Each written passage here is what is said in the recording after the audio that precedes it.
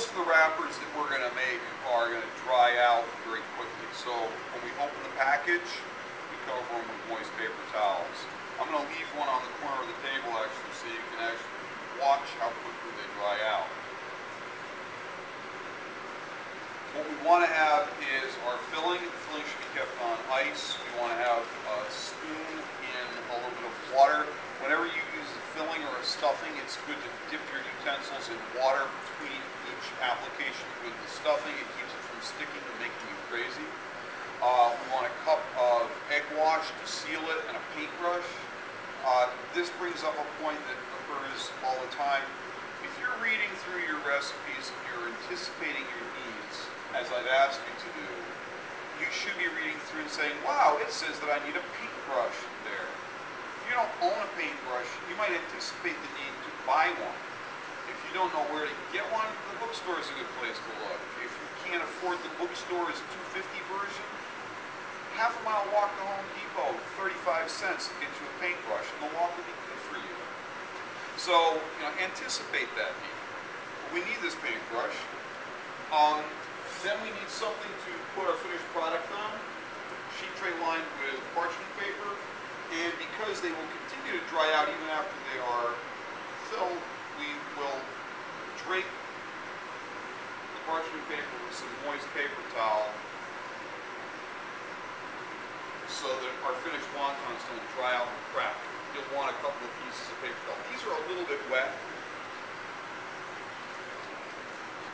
Shouldn't have that much water coming out of them. If you make the wonton soggy, that's not good either. The other thing that you want to anticipate is we're making these wontons. What are we going to do with them? Yeah, they're going in wonton soup. But between now and soup, what are we going to do with them? We're going to poach them. Okay. So do you have water boiling now? No. All right.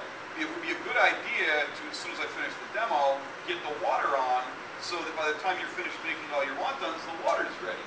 So you're not standing there with wontons watching water come to a boil. That's a waste of time. All right? So these are the needs that I want you to start to think about anticipating. Think 2 steps ahead. All right. Very simple procedure. Take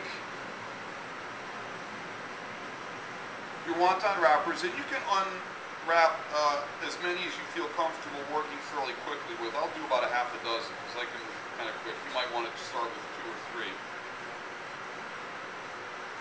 Notice that I'm putting them down in front of me in a diamond so that the points are pointing towards me.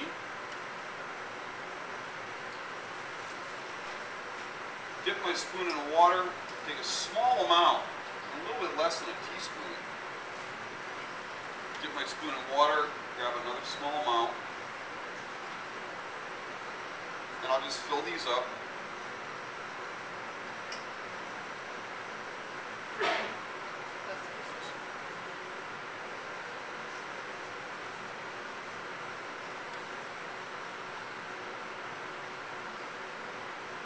Once you get into the rhythm, you can move pretty quickly with this.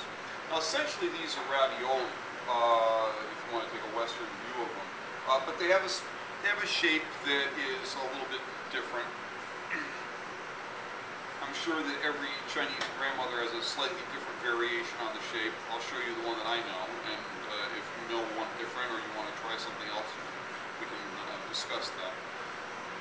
Depending on what you're going to do with these, you might want to use various different adhesives. I'm using egg wash because I want a nice tight seal. These are going to be dropped into boiling water, they're going to be tumbled around, and so I want to make sure that they stay closed. If I were deep frying them, and you can deep fry wontons as well, I might want to use the egg wash as well because that's also something that's going to tumble them around quite a bit. If I were going to put them into a steamer basket and steam them, then I might not need this. I might just be able to seal them with a little bit of water, which is cheaper than egg, or a slurry of cornstarch and water. You've got a variety of options just depending on how you're going to use the finished product. Okay, having brushed the edges, now I fold it over, and at this point, if I really wanted to, I could just make a triangle and it would look more like a ravioli than anything else. But you want to give this a little bit more flair.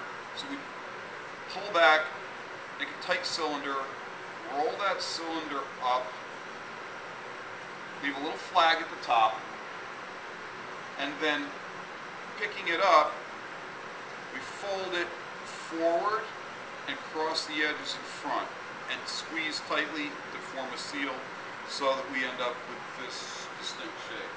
Okay. Now I'll do this again. The point that's forward towards me, fold over, pull back to tighten, roll it into a cylinder, about 2/3 of the way up, stop, so you have a little flag. Now, if you fold it straight over, you're going to end up with something that looks like a little email icon. You know? That's not really what we're looking for. We don't want an envelope. We want more of a kind of a collar effect. So that should be what it looks like.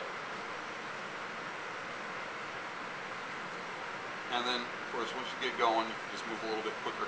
Be careful not to overfill these. Overfilling them makes it difficult. The stuffing starts to ooze out the edges. It makes it just time-consuming and messy for you to do. So resist the temptation to supersize the wontons.